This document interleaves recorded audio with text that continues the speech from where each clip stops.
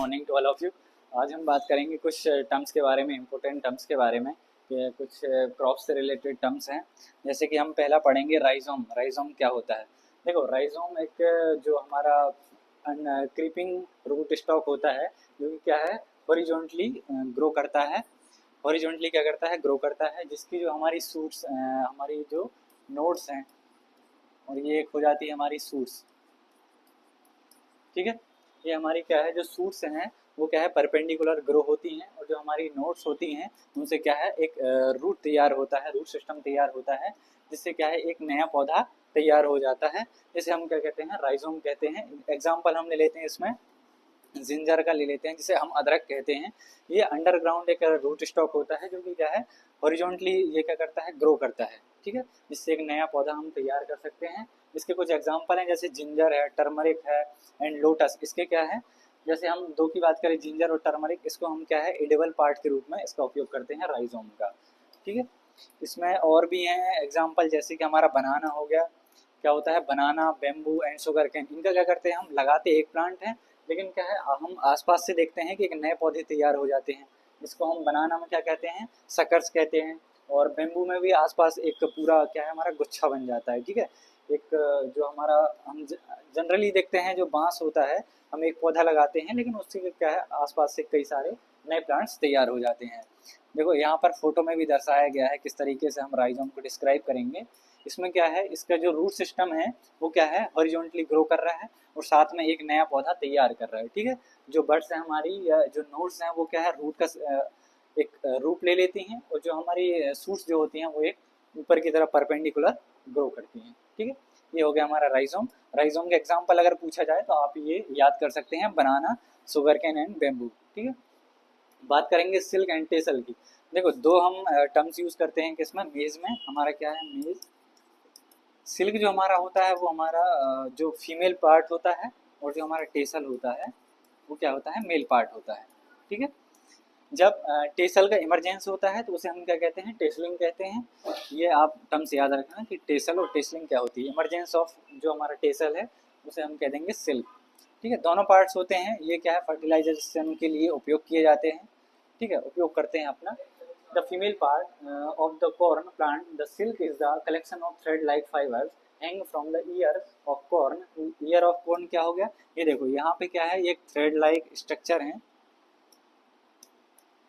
ये हमारे क्या है, जो हमारा भुट्टा रहता है उसके आखिरी में जब आप खाते हैं, जैसे भुट्टा खाते हैं, तो आखिरी में जो आपको दांत में जो फंसता है, ये धागा नुमा जो रहता है, ये गुच्छा रहता है, ये क्या कहला जाता है, हमारा सिल्क कहला जाता है। इसी के माध्यम से क्या होता है, हमारा फर्टिलाइजेशन होता है। ये क्या है, एक स्टिकी होता है, चिपचिपा रहता है। और इसके बारे में बात करेंगे, टेसल।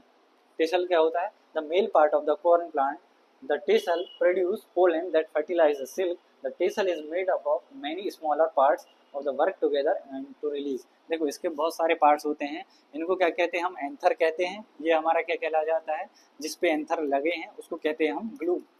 जो यहाँ पर लिखा हुआ है, ग्लूम कहते हैं। और सबसे पहले क्या निकलता है हमारा, जो हमारा मैच्योर जो होता है वो प्रोटो एंट्री हम इसके बोलते हैं। हमारा क्या है, टेसल पहले निकल जाता है, और भुट्टा क्या है, बाद में आता है। तो इसमें हमें देखने को मिलता है क्या, क्रॉस पॉलिनेशन। क्वेश्चन पूछा जाए कि मक्का एक कैसी फसल है, तो क्या है, परपरागित फसल है या क्रॉस पॉलिनेटेड क्रॉप है। तो दोनों टर्म्स के बारे में जान लिए हमने। नेक्स्ट हम बात करेंगे डीटेसलिंग के बारे में, कि डीटेसलिंग क्या होती है। देखो, जो मक्का हमारा मेज होता है, ठीक है, हमारे मेज प्लांट में जो टेसल होता है, मेल पार्ट होता है, उसको जब हम हटाते हैं तो वो क्रिया क्या कहलाती है, हमारी डीटेसलिंग कहलाती है। इसमें भी क्या वर्ड में क्या लगा है, टेसल लगा है। तो जब हम मेल पार्ट को हटाते हैं, किस पर्पज से, वो क्या है, हमारा ब्रीडिंग पर्पज हो सकता है। ठीक है, ब्रीडिंग पर्पस कैसे, कि हमें एक नई वैरायटी, हम हाइब्रिड वैरायटी जब उसको डेवलप करना है, तो हमारा जो सेल्फ पॉलिनेशन है या ओपन पॉलिनेशन है, उसे रोकने के लिए क्या किया जाता है, इसे हम क्या करते हैं, डीटेसलिंग कर देते हैं, ताकि कोई भी जो पोलन ग्रेन्स हैं वो क्या है, फर्टिलाइजेशन की क्रिया को पूरा ना कर सकें। ठीक है, ये क्या करते हैं, ओपन पॉलिनेशन को रोकने के लिए इसको जनरली किया जाता है। इसको हम स्वीट कॉर्न में भी करते हैं। स्वीट कॉर्न में क्या है, इसको हम फर्टिलाइजेशन रोकते हैं 2 से 3 डेज आफ्टर सिल्किंग। ये क्वेश्चन पूछा भी गया है, कि जो हमारा स्वीट कॉर्न में डीटेसलिंग की क्रिया करते हैं वो कितने दिन बाद करते हैं, तो वो 2 से 3 दिन बाद करते हैं आफ्टर सिल्किंग इमरजेंस। ठीक है, नेक्स्ट हम बात करेंगे हमारे टर्म्स के बारे में, वो है हमारा डीसकरिंग। जैसा कि हमने ऊपर पढ़ा कि जो हमारे सकर्स होते हैं वो क्या होते हैं, जो हमारा राइजोम होता है उसके माध्यम से एक नया पौधा तैयार होता है, उसी को हम सकर्स कहते हैं। जनरली हम बनाना हम बात करते हैं तो सकर्स से प्रोपोगेशन होता है। ठीक है, तो उन सकर्स को जब हम हटाते हैं, जो अनवांटेड सकर्स हैं, मेन हमारा पौधा है, ताकि हमारी जो एनर्जी है वो इन जो अनवांटेड सकर्स हैं उनको ना जाके जो मेन प्लांट है उसमें हम एनर्जी को डाइवर्ट कर सकते हैं। तो डिसकरिंग हम क्रिया करते हैं, बनाना में करते हैं। ठीक है, इसके बारे में जानकारी देख लेते हैं क्या क्या दिया गया है। Removal of surplus and unwanted suckers from banana plant is known as desuckering. ठीक है, ये ऐसी ऐसी डेफिनेशन आ सकती है कि डिसकरिंग क्या होती है।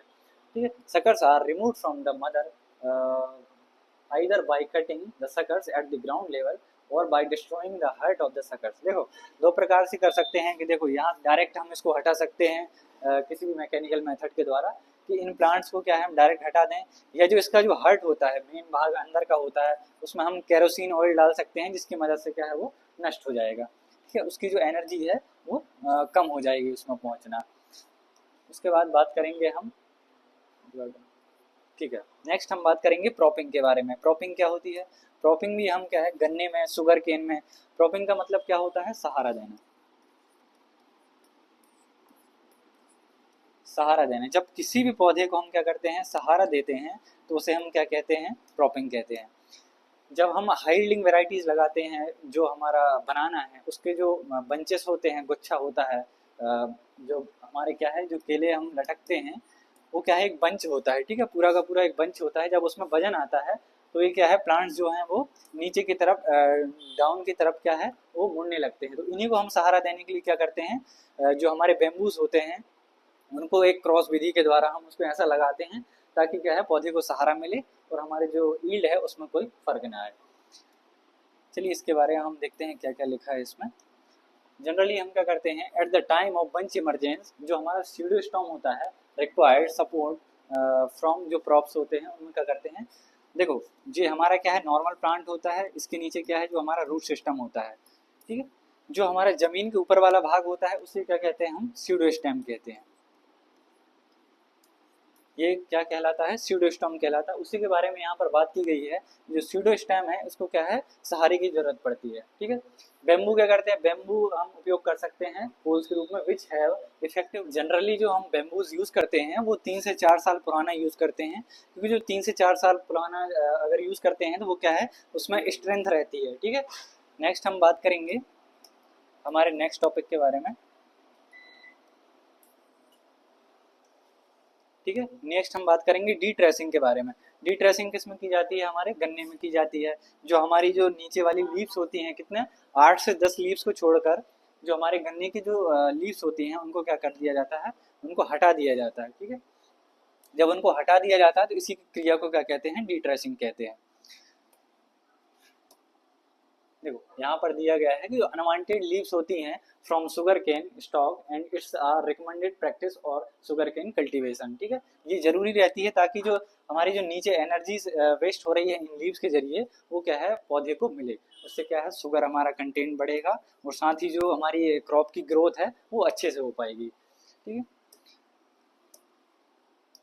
इसको कब करते हैं? जो ये जो क्रिया की जाती है 150 दिन में पहली बार की जाती है। इसके बाद हर मंथ में हम जो 2 मंथ हैं, 2 मंथ के क्या है इंटरवल में इसे हम करते हैं डी ट्रेसिंग की प्रक्रिया को। इसको हटा देते हैं तो क्या है एक मल्चिंग की तरह भी काम करती है, जिससे क्या है वीट कंट्रोल्स हो जाते हैं। ठीक है, और जो हमारे इंसेक्ट पेस्ट हैं उनके लिए जो जगह है वो भी उसको नष्ट हो जाती है इसके जरिए। नेक्स्ट हम बात करेंगे जिनिंग। जिनिंग जनरली हम कॉटन में करते हैं। जिनिंग जो प्रोसेस है वो रिलेटेड है किससे? कॉटन से रिलेटेड है। इसमें क्या करते हैं बीज और फाइबर को जब हम अलग करते हैं तो उसे क्या कहते हैं? जिनिंग कहते हैं। इसे हम मैकेनिकल या फिर हम जो हमारी मशीन्स हैं उसके द्वारा करते हैं। इसके माध्यम से क्या है जो हमारी डस्ट है इम्प्योरिटीज हैं, वो सभी चीज़ें हम क्या है इसके माध्यम से हटा देते हैं ताकि हमारा जो मार्केट में जो हमारा फाइबर्स है उसके क्या है अच्छे दाम मिले। और जनरली एक प्रोसेस है कि आपको फाइबर को अलग करना ही पड़ेगा। उसके द्वारा कैसे करते हैं, जैसे यहाँ पर एक मशीन दी गई है, यहाँ पर जो हमारे कॉटन बॉल्स हैं सीड्स के साथ हैं, ठीक है। नेक्स्ट में दिखाया गया है कि यहाँ पर सीड्स क्या है, अलग हो रहे हैं, और हमारा जो फाइबर है वो क्या है, अलग हो रहा है, क्लीन कॉटन मिल जाता है। और जो हमारे सीड्स हैं इनको हम जनरली या तो इसका ऑयल निकालने के लिए यूज़ कर सकते हैं, या हम क्या इसको रीग्रोथ करने के लिए यूज़ कर सकते हैं, ठीक है। उसको जब नेक्स्ट हम क्रॉप लगाएंगे उसमें हम उसको यूज़ कर सकते हैं। देखो इसमें क्या दिया गया है, ginning is the process of separation cotton fibers from the seeds of the cotton plant and removing debris and impurities of the process। ठीक है, क्या करते हैं इसमें जो हमारे जो impurities हैं या debris हैं, जिसे हम सीड्स कहते हैं, उनको हटाने की प्रक्रिया को कहते हैं जिनिंग कहते हैं। उसके बाद हम देखेंगे कब करते हैं और क्या क्या इसमें हटाया जाता है। तो ठीक है, what it does, removing seeds, debris, impurities from cotton balls. How it done, इसको कैसे करते हैं, हम क्या कर सकते हैं, हैंड के द्वारा भी कर सकते हैं, और इसको मशीन्स के द्वारा भी कर सकते हैं। जनरली अभी ट्रेडिशनल हम यूज़ करते हैं क्या, मशीन्स का यूज़ कर सकते हैं, जिससे क्या हमारा टाइम बचता है, ठीक है, और हमें क्लीन कॉटन मिल सकता है।